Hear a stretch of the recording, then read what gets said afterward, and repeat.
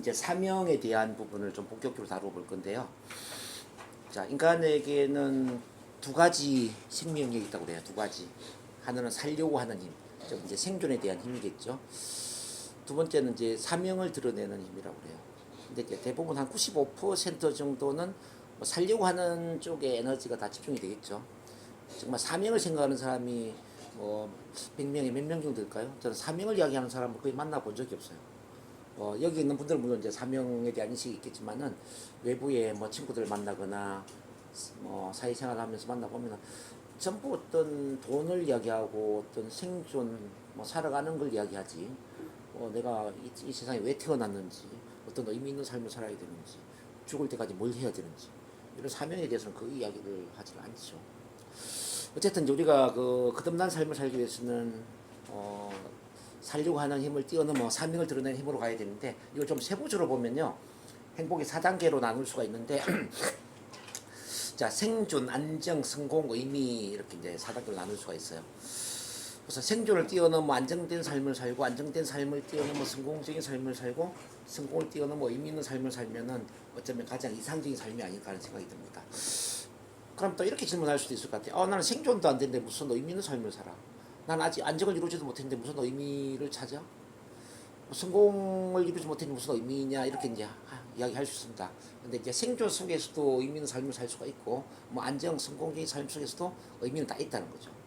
자, 이 의미를 어떻게 찾아야 되냐면은 우리 빅터 프랭클의 의미 초심리학을 보면은 그 아우슈비츠 수용소에 이제 죽음을 기다리고 있는 이런 분들도 의미를 추구하더란 이야기죠. 예를 들면 화단에 꽃몽오리가 막 이제 꽃을 피우기 직전에 꽃몽오리를 보면서 난 내일 아침까지는 반드시 살아서 이 꽃몽오리가 꽃을 피우는 모습을 반드시 나는 보고야 알겠다. 이런 의미를 찾는 분도 있었고요. 우리 그 NLP의 선구자의 이제 밀턴 에릭슨도 같은 맥락이거든요. 17세의 소아마비, 전신 소아마비로 모든 의사들이 오늘 밤을 넘기지 못할 거라고 사망 선고를 내렸는데 이걸 이제 우리 밀턴 에릭슨이 엿들었죠. 내가 죽는다고? 난 죽지 않을 거야. 나는 내일 아침에도 모레 아침에도 그 다음 날에도 저 해가 석양으로 서산으로 지는 것을 해가 지는 저 석양의 모습을 반드시 나는 보고야 말겠다라는 의미를 추구하죠. 그러면서 이제 침대를 그 해가 지는 쪽으로 옮겨 달라고 그래. 정말 3일 동안 해가 서산으로 지는 걸 보면서 이분이 이제 쓰러지는데 이른바 비몽사몽관이 되는데 일주일 동안 일어나지 못하죠. 일주일 후에 깨어났을 때는 의식은 깨었지만 온몸이 이제 마비 상태로 깨어나게 되죠. 어쨌든 그 이후에는 이제 뭐 정말 죽음 같은 그런 제한을 통해서 이제 다시 일반 이제 근육 하나를 움직이는데 일주일이 걸리고 뭐 이렇게 해서 이제 살아나긴 하는데 어쨌든 밀턴 에릭슨을 살게 한 것도 뭐죠? 의미죠, 의미. 그래서 이제 우리 인간을 건강하게 장수하게 만드는 가장 첫 번째 요인이 뭐냐 묻는다면 이게 의미라는 거예요. 자, 삶에 의미가 있느냐 없느냐. 자, 암에 걸린 100명의 그 연구를 또 해보면 이런 결론이 나와요. 자, 뭐 암 치료를 하는 수단은 다양했어요. 뭐 방사선 치료라든지 자연치유, 뭐 식이요법, 체면요법, 심리요법, 뭐 다양한 치료법을 썼는데 이 사람들의 공통점은 뭐냐면은 나는 반드시 살아서 해야 될 일이 있다라는 거죠. 나는 반드시 살아서 해야 될 일이 있다. 나는 죽으면 안 된다라는 거. 나는 반드시 살아서 내가 해야 될 의미 있는 일이 있다. 이런 의미 있는 비전과 사명을 가진 이 암 환자들은 그 암을 치료하는 수단에 관계없이 다 살아났다는 이야기죠. 그리고 암에 걸린 사람들의 공통점도 같은 맥락이 있어요. 암에 걸린 사람들은 어떤 사람들이냐면 어릴 때 이제 사랑이 좀 부족한, 사랑이 결핍된 가정 환경에서 성장을 했어요. 그러면서 40대 이후에 뭐 부부간의 사별이나 이별이나 또는 사업상의 큰 충격적인 실패를 경험하는 이런 큰 스트레스를 경험했는데 근데 이제 이분들은 암에 걸리기 3년 전부터 계속 마음속에 무슨 생각이 있냐면은 내 삶에 남아와 있는 건 아무것도 없어. 내 삶에 의미는 없어. 난 죽어야 돼. 죽고 싶어. 이런 생각을 반복적으로 했다는 거죠. 무슨 이야기냐면은 삶의 의미를 상실하니까 3년 이내에 암에 걸려버리더란 얘기입니다. 암에 걸린 사람의 공통점도 그렇고 암에 회복된 사람의 공통점도 그렇고 이 의미는 굉장히 중요했다. 그런 연구 결과가 나옵니다. 그래서 우리가 이제 건강하고 행복한 삶을 살기 위해서는 내가 지금 생존이 힘들건 안정된 삶을 이루지 못했건 성공을 못했건 이게 중요한 게 아니라 반드시 삶의 의미를 찾아야 된다는 거. 이제 의미 있는 비전이나 의미 있는 그 사명에 입각한 삶을 사는 사람들은 건강하고 정말 장수하는 삶을 살 수 있다. 이렇게 결론을 지을 수가 있습니다. 그래서 이제 우리가 어떤 경우에도 인생에는 의미가 있다라는 걸 이제 생각이 되는데 이런 질문을 해보면 어떨까 싶어요. 이 세상의 어딘가에 나를 필요로 하는 무엇이 있으면 누군가 있다면 그 누군가는 누구고 그 무엇은 무엇일까? 자, 그렇지 않겠습니까? 이 세상에 나의 도움을 필요로 하는 사람이 단 한 명도 없을까요?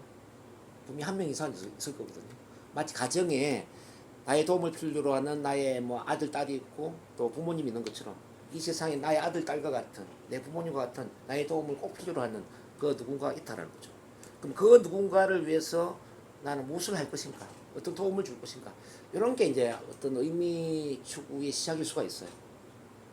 두 번째는 이제 이렇게 한번 생각을 해봐요.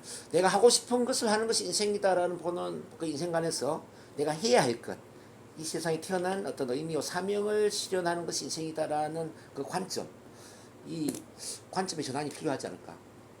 많은 사람들은 이제 이런 생각을 하거든요. 나는 죽을 때까지 어떤 사람이 되고 싶고, 어떤 것을 하고 싶고, 어떤 것을 가지고 싶다라고 그래. 이게 어떤 인생관이냐면 바로 욕망 중심의 인생관이거든요. 욕망. 근데 어떤 사람이 되어본들, 또 어떤 걸 이루어본들, 어떤 걸 가져본들, 그게 그다지 행복하지 않더라는 겁니다. 만약에 많은 걸 가질수록 행복하다면은 뭐 예를 들어서 뭐 기업체 뭐 총수라든지 뭐 돈을 많이 가진 사람들 다 행복해야 되죠. 왜 돈을 많이 가진 사람 중에 어떤 사람은 뭐 스트레스 때문에 또 자살을 하고 어떤 사람은 또 암에 걸리고 어떤 사람은 또 이렇게 또 관계가 안 좋고 뭐 이혼을 하고 이런 사람 참 많이 있지 않습니까? 그러니까 이제 많이 가졌다고 해서 많은 걸 이뤘다고 해서 어떤 사람이 되었다고 해서 행복한 건 아니란 말이에요. 결국 행복은 어디에 있냐면은 욕망이 아니라 의미에 있더라. 의미. 그래서 이제 우리는 이런 질문을 해야 돼요. 내가 인생에게 질문하는 게 아니라 내가 인생에서 내가 무엇을 가질까, 무엇을 이룰까, 무엇이 될까라는 질문을 하는 게 아니라 인생이 나한테 거꾸로 질문한다고 생각해야 돼. 인생이 나에게 무엇을 이루라고 무엇을 해야 한다고 질문하고 있느냐라는 거죠. 그런 점에서 우리가 욕망 중심의 생활 방식에서 의미와 사명 중심의 생활 방식으로 전환을 해야 된다. 자, 저는 감히 이렇게 주장을 하거든요. 여러분 생각은 어떻습니까? 물론 이제 사람마다 생각이 틀릴 수도 있겠지만 인간 행복하기 위해서는 욕망 중심에서 의미와 사명 중심으로 생활 방식이 바뀌어져야 된다라는 거. 자, 그 말씀을 드리면서 이렇게 질문 한번 해봅니다. 자, 나는 나의 인생이 내게 무엇을 하기를 바라고 있는 것일까? 자, 나의 인생이 나에게 무엇을 하기를 바라고 있는 것일까? 혹시 이런 질문 해보신 적 있나요? 잘 없죠. 인생이 나에게 뭘 하고 바라고 있느냐 이거지. 인생이 나한테 질문하는 거야. 내가 인생에게 질문하는 게 아니야. 인생이 반대로 나한테 나에게 뭘 하라고 뭘 하기를 바라고 있지? 예, 이 반대로 이렇게 질문을 해야 된다는 거예요. 그리고 두 번째 질문은 나를 진정으로 필요로 하고 있는 사람은 누구일까? 나를 진정으로 필요로 하고 있는 사람은 누구일까? 그 사람은 어디에 있을까? 자, 다르게 질문한다면은 이 세상에 나의 아들, 딸과 같은 대상은 누구일까? 이 세상에 나의 아들, 딸과 같은 대상, 또 나의 부모님과 같은 대상, 다른 말로 하면 나의 헌신 대상은 어디에 있을까? 그리고 누구일까라는 거죠. 그 다음 내게 바라고 있는 해야 할 그 무엇과 나를 필요로 하는 그 사람을 위해서 내가 할 수 있는 것은 무엇일까? 자, 이런 질문을 하다 보면은 내 삶의 의미를 찾을 수도 있을 것 같아요. 네. 저 같은 경우는 정말 제 인생이 저한테 하기를 바라고 있는 게 뭐냐 보니까 자, 치유. 이 치유의 전문가들을 양성을 하고 자, 이 치유의 환경을 만들어라. 자, 정동문 네가 할 수 있는 최고의 일은 치유의 시스템을 구축하는 것이다. 이거는 뭐 옛날부터 계속 저한테 내면의 목소리가 이야기하는 거예요. 단지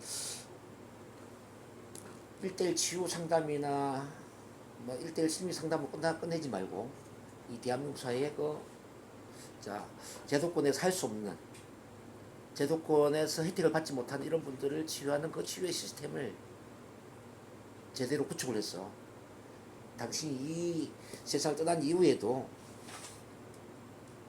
자, 이 치유 시스템이 좀 영구적으로 이 종교적인 시스템처럼 운영이 될 수 있는 그런 시스템을 만들어라. 뭐 이런 이야기를 하고 있죠.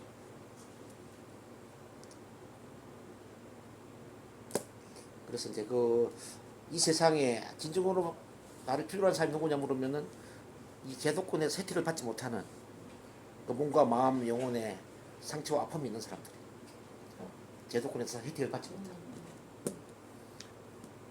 그런 사람 너무 많거든. 제가 볼 때는 뭐 3명 중에 한두 명 그런 것 같아. 그런 분들이 방치되고 있는 거지. 그래서 어쨌든 그런 사람들을 위해서 뭘 해야 될 것인가를 이제 계속 질문하는데요. 지금까지 저 혼자 일을 했지만 이거는 저 혼자 해야 될 일이 아니다. 너무나 큰 일이기 때문에 이건 혼자 할 일이 아니라 정말 뜻이 맞는 그런 분들과 함께 통합적으로 함께 시스템을 만들어야 되겠구나. 그래서 아까 제가 그림을 6가지를 그렸는데 신체의 치유 건강을 전문적으로 이끌어가고 있는 그런 분들과 우리가 또 협력을 해야 되고요. 또 정신적으로, 사회적으로, 영적으로, 경제적으로, 양자적으로 이 모든 어떤 통합적인 견지에서 각 분야의 전문가들이 함께 힘을 합쳐서 통합적인 치유 시스템을 만들면은 어떨까라는 질문을 저는 해보는 거죠. 그래서 이제 저는 사실 어디에 관심이 많냐면요. 1대1 치료를 하는 것도 중요하지만은 그 치료를 한 치료사를 양성하는 게 더 중요하다고 저는 생각해요.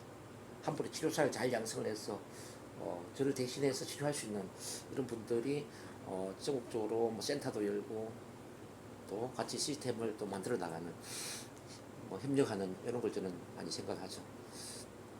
그래서 정말 괜찮은 제자 한 명이 나오잖아요. 너무 행복해요. 최근에 그런 제자가 한 명이 나왔어요. 30대 초반인데 다른 데서 NLP를 다 배우고 온 사람이에요.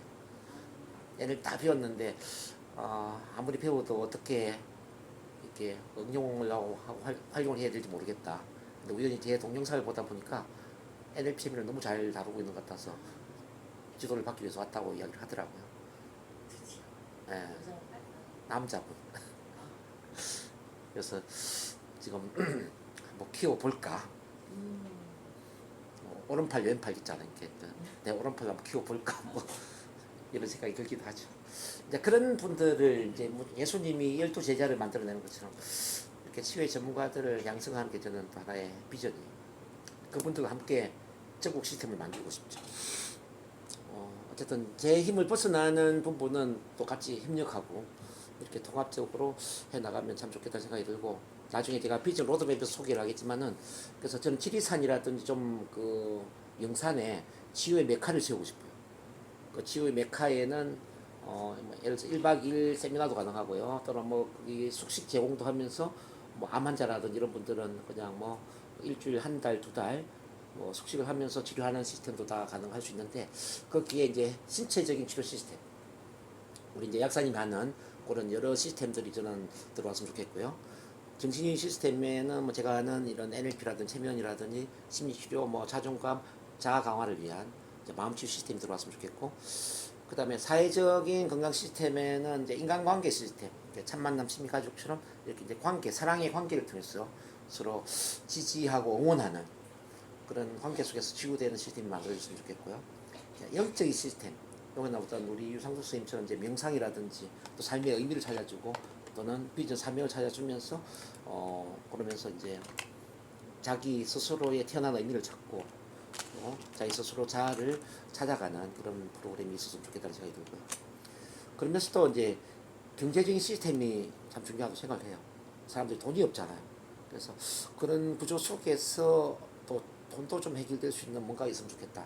아직은 지금 답이 없는데 그런 답을 좀 찾아야 되지 않을까. 그런 것들이 통합적으로 이루어지는 통합치유의 메카가 지리산이나 설악산이나 뭐 요는 명산에 하나 있으면서 전국 시스템으로 돌아갈 수 있다면 얼마나 멋질까. 그림을 한번 그려보는 거죠. 그런 제 생각이. 어쨌든 오늘은 비전을 이야기하는 시간이니까 제가 여러 이야기를 드리고 있습니다. 자, 이렇게 우리의 내면 깊은 곳에는 정말로 소중한 사람이 되어서 세상을 변화시키며 공헌하고 위대한 삶을 살고자 하는 열망이 있습니다. 그것은 인간의 타고난 권리라고 그러죠. 권리.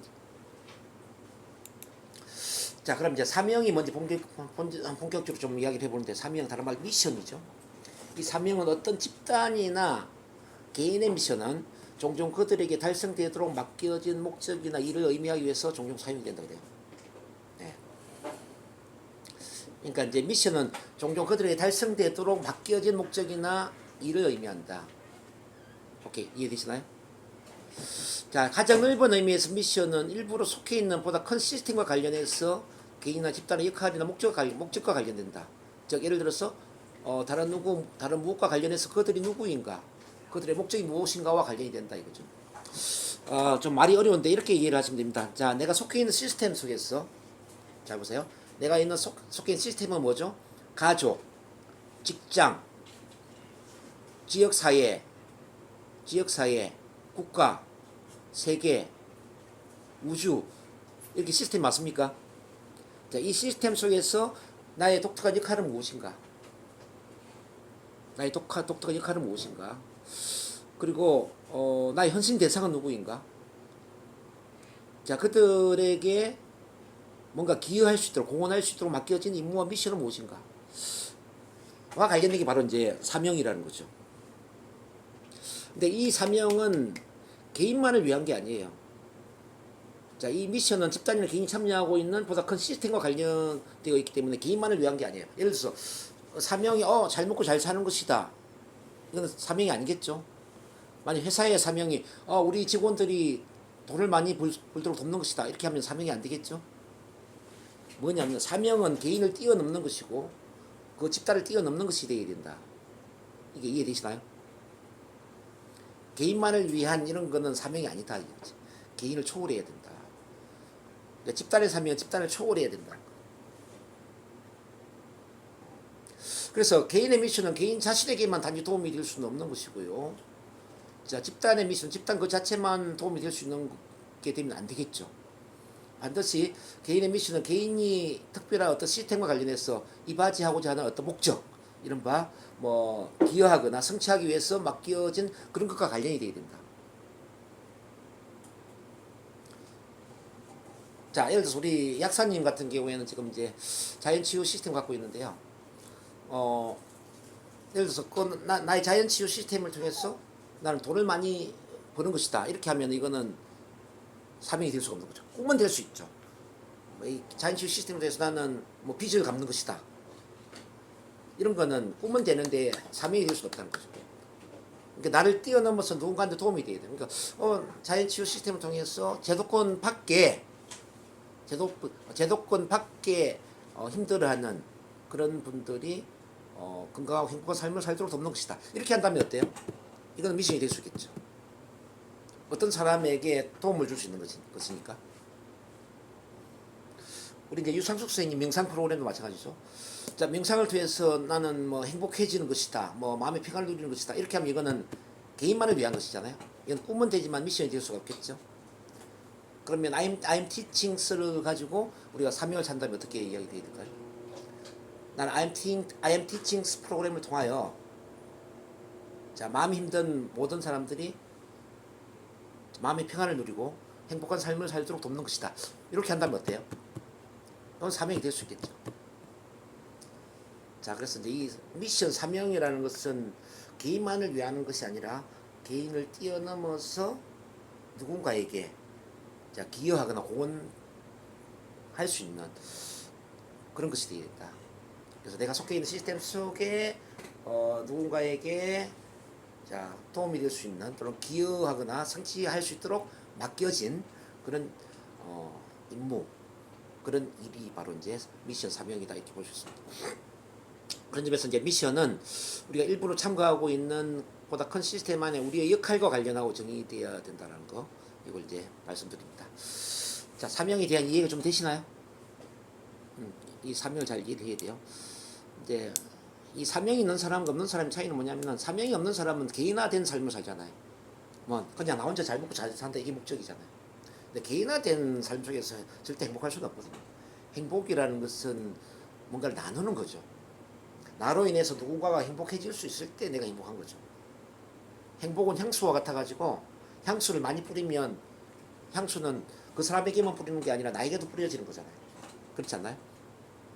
행복은 향수와 같아서 다른 누군가에게 더 행복해질 수 있도록 돕는 과정에서 내가 더 행복해지는 것이지 나 혼자만 막 행복해지겠다 노력해서 되는 게 아니다. 그래서 이제 이 사명도 같은 맥락인데 내가 다른 누군가를 돕는 과정에서 내가 행복해지는 거야. 우리 삶은 그런 거거든. 그래서 사명은 나를 반드시 뛰어넘어서 누군가에게 도움이 되는 일이 되어야 된다. 이걸 이제 말씀을 제가 드립니다. 자, 그럼 이 사명을 찾기 위해서 우리가 이제 어떻게 해야 되느냐? 우선 처음부터 나의 사명은 뭐뭐다 이렇게 정의하는 게 쉽지가 않아요. 그래서 마이크로 미션, 마이크로 사명을 매트릭스를 통해서 정의를 하는 과정에서 사명을 찾는 게 쉬워질 수가 있습니다. 자, 이를테면 사명은 가족의 사명이 있을 수가 있고요. 가족, 직업의 사명이 있을 수가 있고요. 지역사회의 사명이 있을 수가 있고 국가의 사명이 있을 수가 있고 또 세계 안의 사명이 있을 수도 있거든요. 자, 너무 거창하죠? 근데 오늘은 이걸 이제 통합적으로 사명을 한번 찾아보는 걸로 이제 훈련을 한번 해보는데 우선 가족에 대한 사명을 한번 먼저 좀 찾아보도록 할게요. 가족. 자, 이런 뭐 가족의 역할이 있죠. 우선 역할을 한번 찾아보면 가족 안에 저 같은 경우에 이제 역할 정체성은 가장이자 남편이자 아빠거든요. 가장, 남편, 아빠. 여러분들도 뭐 가장, 뭐 엄마, 뭐 아내, 남편 이런 역할이 있을 거예요. 자, 이 역할 정체성을 일단은 정의를 하고요. 두 번째는 마이크로 미션. 자, 마이크로 미션이라는 것은 뭐냐면 그 가족 안에 그 가족의 역할 안에 미션을 이야기하는 겁니다. 자, 마이크로 미션을 정의를 해보고 그다음 메타포라는 것은 그 역할을 비유적으로 표현을 한번 해보는 거죠. 핵심 질문은 그 사명을 잘 수행하기 위해서 스스로 질문을 던져보는 건데요. 자, 이렇게 한번 해보겠습니다. 자, 우선 저의 경우를 한번 봐봐요. 자, 마이크로 미션. 나의 가족들이 자기다운 삶을 살 수 있도록 경제적, 정신적, 사회적, 영적인 참 만남의 환경을 제공하는 것. 자, 이렇게 제가 이야기를 했고요. 메타포는 둥지와 따뜻한 담요라는 메타포를 썼어요. 핵심 질문은 나의 가족들이 자기다운 삶을 살 수 있도록 내가 더 노력해야 할 부분은 무엇인가? 가족 사명서. 나의 사명은 가장의 역할을 통하여 나의 가족들이 자기다운 삶을 살 수 있도록 경제적, 정신적, 사회적, 영적인 참 만남의 환경을 제공하는 것이다. 이렇게 이제 정의가 됩니다. 직업사명 지난번에 썼던 걸 그대로 쓰시면 돼요. 자, 역할 정체성, 마이크로 미션, 메타포, 핵심 질문, 직업사명서. 예를 들어서 이제 저희 경우에 역할 정체성은 NL 최면 치료 지도 교수, NL 최면 치료사, 참만남 심리가족의 멘토 이렇게 적어놨는데, 자, 마이크로 미션은 문제를 뛰어넘어 기적의 치유와 혁명적인 변화를 하도록 돕는 것 이렇게 나오고, 메타포는 태양입니다. 핵심 질문은 어떻게 하면 자기 자신을 아무 조건 없이 있는 그대로 사랑할 수 있도록 도와줄 것인가. 그래서 직업 사명서를 쓰니까 나의 사명은 사랑의 치유사의 역할을 통하여 상처와 아픔이 있는 모든 사람들에게 통합치유 시스템을 활용하여 기적의 치유와 혁명적인 변화를 통하여 의식성장과 자기다운 삶을 살도록 돕는 것이다. 자, 이런 구조가 됩니다. 이것도 한번 써주시기 바랍니다. 사명을 쓰면서 지역사회, 국가, 전 세계를 통합하면 어떤 미션이 될 것인가. 이게 직업 미션하고 똑같아지면 가장 이상적인 거예요.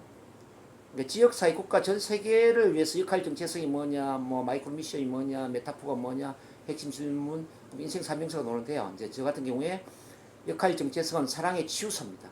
그러니까 현각자, 의식 지도자. 마이크로 미션은 완전한 자기 사랑을 통하여 의식 성장을 돕는 것. 메타포는 햇불. 핵심 질문은 모든 사람들이 아무 조건 없이 있는 그대로 자기 자신을 사랑할 수 있는 참 만남의 환경을 어떻게 구축할 것인가. 그래서 인생 사명을 쓰니까 나의 사명은 사랑의 치유사의 역할을 통하여 아픔과 상처가 있는 모든 사람들에게 통합 치유 시스템의 다양한 프로그램을 활용하여 기적의 치유와 혁명적인 변화를 통하여 문제를 뛰어넘어 의식 성장과 자기다운 삶을 살도록 돕는 것이다. 요게 직업 사명서와 같이 연결되죠? 똑같아지죠? 그럼 이상적인 거예요. 자, 요게 똑같아져서 그러면 이제 이걸 통합해 버리면 매크로 미션이 돼요. 자, 매크로 미션도 똑같아지죠. 잘 봐봐요. 이거는 모든 걸 합쳐 놓은 건데, 매크로 미션에도 역할 정체성은 사랑의 치유사, 힘각자, 의식 지도자입니다. 자, 마이크로 미션, 완전한 자기 생활을 통하여 의식 성장을 돕는 것, 메타폰 횃불. 핵심 질문은 모든 사람들이 아무 조건 없이 있는 그대로 자기 자신을 사랑할 수 있는 참 만남의 환경을 어떻게 구축할 것인가. 인생 사명서, 나의 사명은 사랑의 치유사 역할을 통하여 아픔과 상처가 있는 모든 사람들에게 통합치유 시스템의 다양한 프로그램을 활용하여 기적의 치유와 혁명적인 변화를 통하여 문제를 뛰어넘어 의식 성장과 자기다운 삶을 살도록 돕는 것이다. 이렇게 이제 저의 경우를 보면은 직업 사명서와 지역 사회 국가 전 세계 그다음 마이크로 미션까지 똑같이 일치가 되죠. 이렇게 되면 이상적이라는 거예요. 만약에 이제 직업 사명서 다르고 뭐 지역 사회 국가 전 세계적인 미션이 다르고 뭐 전체가 또 달라져 버리면은 에너지가 흩어져 버리겠죠. 그래서 전체 통합적인 그 사명서 안에 뭐 이게 전 세계를 위한 또는 국가를 위한 지역 사회를 위한 직업을 위한 이 사명이 같이 연결되어서 통합이 된다면은 가장 이상적이다 이렇게 볼 수 있습니다. 자, 만약 여러분들의 직업 사명이 자 일치가 된다면 매크로 미션에 자 마무리를 해주시면 좋을 것 같아요. 매크로 미션에 이렇게. 자, 미션 선언문을 이제 마무리를 하는데 미션 선언문을 어떻게 만들 것인가 우선은 역할을 확인해야 됩니다. 역할, 독특한 역할이 나와야 되고요. 그다음 두 번째 고객 헌신 대상을 확인해야 됩니다. 자, 이 고객 헌신 대상은 다른 말로 하면은 자 세상 속에 나의 가족과 같은 대상입니다.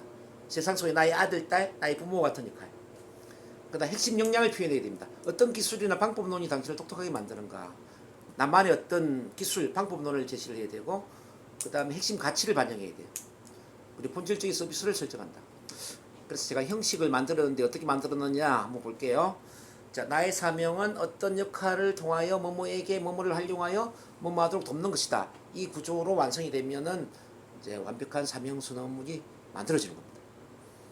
자, 계속 반복되는데 이제 다시 마무리한다면 나의 사명은 사랑의 치유사와 현각자라는 건 어웨이커너죠. 현각자, 어웨이커너의 역할을 통하여 몸과 마음, 영혼의 아픔과 상처가 있는 모든 사람들에게 통합치유 시스템의 다양한 프로그램을 활용하여 기적의 치유와 혁명적인 변화를 통하여 문제를 뛰어넘어 의식 성장과 자기다운 삶을 살도록 돕는 것이다. 이렇게 이제 마무리가 되었어요. 직접 미션에 선언을 하시고 두 번째는 당신의 미션과 관련된 개인적인 참고 경험을 이야기하시고 세 번째 당신의 미션에 대한 메타포를 이야기하시고요. 당신의 미션에 대한 시각적인 상징이나 표상 체계를 이야기하시고 5번에 당신의 미션에 대한 느낌을 홀로그래픽으로 표현하는 신체의 동작을 표현한다. 당신의 미션을 반영하거나 표현하는 프로젝트를 이야기한다. 여기까지 제가 시연을 하고 여러분들이 발표하는 걸로 하겠습니다. 일단 직접적인 미션에서는 이제 자, 사명선언문을 읽어주면 될 것 같아요. 우선 사명선언문 제가 낭독할게요. 자, 나의 사명은 사랑의 치유사 이른바 러빙 힐러와 현각자 어웨이커너의 역할을 통하여 몸과 마음, 영혼의 아픔과 상처가 있는 모든 사람들에게 통합치유 시스템의 다양한 프로그램을 활용하여 기적의 치유와 혁명적인 변화를 통하여 문제를 뛰어넘어 의식 성장과 자기다운 삶을 살도록 돕는 것이다. 이렇게 선언이 되고요. 자, 이번에 당신의 미션과 관련된 개인적인 참고 경험은 뭔가? 저는 어릴 때부터 이런 치유나 변화에 관심이 참 많이 있었습니다. 그건 왜 그러냐면은 성장 과정에서 이제 어떤 외로움도 있었고 또 사람에 대한 그리움도 있었고 또 상처받는 경험도 있었고 어쨌든 이제 보편적인 삶과 조금 다른 삶을 저는 살아왔다고 생각합니다. 부모님도 이제 일반적인 부모님이라기보다는 우리 아버지 51살 때 또 우리 엄마 40살 때 제가 막내로 태어났기 때문에 이제 보통 학교에 가면은 이제 젊은 엄마 아빠들이 오는데 이제 저희는 이제 보면 뭐 학교 가을 운동회를 한다든지 행사를 하면 막 두루마리 입고 막 한복 입고 비녀 찌르고 이렇게 이제 막 오다 보면은 할머니 할아버지가 오는 거잖아요. 그래서 저는 우리 어머니 우리 아버지가 학교에 오는 게 되게 싫었어요. 그리고 이제 시골에 전기불도 들어오지 않는 그 산골 동네에 살았기 때문에 친구가 없었어. 친구가 왜 어릴 때 보면 이제 큰 동네 애들 큰 동네 애들끼리 어울리지 않습니까? 작은 동네를 끼워주지 않죠. 그러니까 이제 어린이들 같은 경우는 큰 동네끼리 뭐 동네 대항 뭐 축구 시합도 하고 운동회를 하는데 저는 끼를 어떤 동네가 없었죠. 어떤 인간관계 소외감, 인간관계 이제 사랑 이런 것들이 참 중요한 의미로 다가오지 않았나 이런 생각이 듭니다. 이제 그렇지만 이제 그런 환경 속에 뭐 어머니나 누나나 뭐 지난번에 소개했지만 우리 학교 선생님들 이 사랑의 이제 스폰서님들을 많이 만나다 보니까 참 만남이 얼마나 큰 치유제가 되는가, 이 사랑이 깃든 만남이 얼마나 큰 보약과 같은 기능을 하는지 이제 어릴 때부터 많이 체험을 했고, 근데 자연스럽게 저는 이제 이 치유사로서의 길을 가게 되었죠. 어쨌든 그러면서 이제 또 결혼도 2번 하게 되고 또 이혼 경험도 있고 뭐 여러 또 사업상 실패 경험과 인생의 이제 이런 여러 시련 고난 속에 내 삶은 다른 사람의 아픔과 상처를 치유하는 쪽으로 인생의 에너지가 집중돼야 되겠구나. 그래서 NLP 체면 치료를 기본으로 하는 참만남 통합치유 시스템을 이제 관심을 갖게 되었고, 또 앞으로 죽는 그날까지 이 시스템을 만들기 위해서 아마 제가 인생을 살아가야 될 것 같아요. 이렇게 이제 참고 경험을 이야기하는 겁니다. 그 다음에 미션은 이제 메타포. 저는 메타포는 이제 항상 정동진 동해에 떠오르는 태양, 정동진 동해에 떠오르는 태양이라는 메타포를 이제 생각하게 되는데, 이제 정동진 동해에 떠오르는 태양하면 참 많은 의미가 내포가 되는 것 같아요. 우선 바다는 모든 오염물질을 정화를 시키는 그런 의미를 갖고 있기 때문에 저 또한 그 모든 오염된 마음을 정화시키는 치유사 역할을 해야 된다.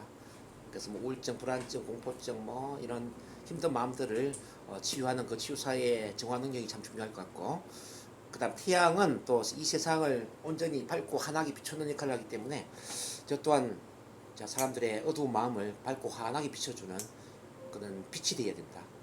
그러니까 태양과 같은 빛이 되어야 된다라는 그런 의미에서 정동진 동해 바다 위에 떠오르는 태양입니다. 정동진에 떠오르는 태양. 항상 정동진에 떠오르는 태양을 생각하면 가슴이 막 벅차오르죠. 그 다음에 당신 미션에 대한 시각적인 상징이나 표상 체계를 얘기한다면은 자, 그것도 같이 연결되는 건데요. 이제 시각적으로는 그 정동진 바다에 떠오르는 태양의 그 이미지가 떠오르고, 그 다음에 이제 청각적으로는 그러면서 막 그 함성 소리 있잖아요. 이제 그 일출할 때 사람들이 확 그 함성 지르는 소리 있잖아요. 함성. 그런 함성 소리가 들리는 것 같고. 자, 어떤 느낌은 뭐냐면은 막 벅차오르는 느낌. 가슴 벅찬 느낌. 그런 시각, 청각, 신체 감각으로 표현할 수 있을 것 같아요. 홀로그래픽으로 표현하는 신체의 동작은 뭐냐면은 저는 이제 그 쇼생크 탈출의 그 주인공이 축구장 4개의 길이를 뚫고 하수구를 통과해서 이제 탈출을 했을 때 요거 있잖아요. 요거 홀로그래픽으로 한다면 이 모습이 제가 가고자 하는 그런 미션에 대한 그림이 아닐까, 동작이 아닐까, 그런 생각이 들어요. 요거 생각하면 기분이 굉장히 좋죠. 그 다음 6번에 프로젝트. 프로젝트는 저는 물론 이제 개인 치료도 지금 계속 해야 되지만은 전문가 양성에 좀 더 많은 신경을 쓸 생각입니다. 전문가, 저를 대신할 수 있는 NLP 전문가, 체면 전문가를 양성을 하고, 또 그분들이 우리 로드랜드 대학교에 석사, 박사 학위를 받게 도와주고, 더 나아가서는 또 개인적인 뭐 센터를 운영할 수 있도록 도와주면서 그 센터를 우리 한국 NLP 체면 치료 협회에 소속이 될 수 있도록 시스템화 시키면서 한 사람이 운영하는 그런 센터라기보다는 서로 또 같이 공존할 수 있는, 도움을 줄 수 있는 뭐 그런 센터가 될 수 있도록 전국 시스템이 되면 참 좋겠다, 그런 생각이 듭니다. 그래서 뭐 지금은 뭐든지 다 해야죠. 뭐 강의도 많이 해야 되고 상담도 많이 해야 되고 그런 시기라는 생각이 들어요. 자, 이렇게 제가 이야기를 하게 되면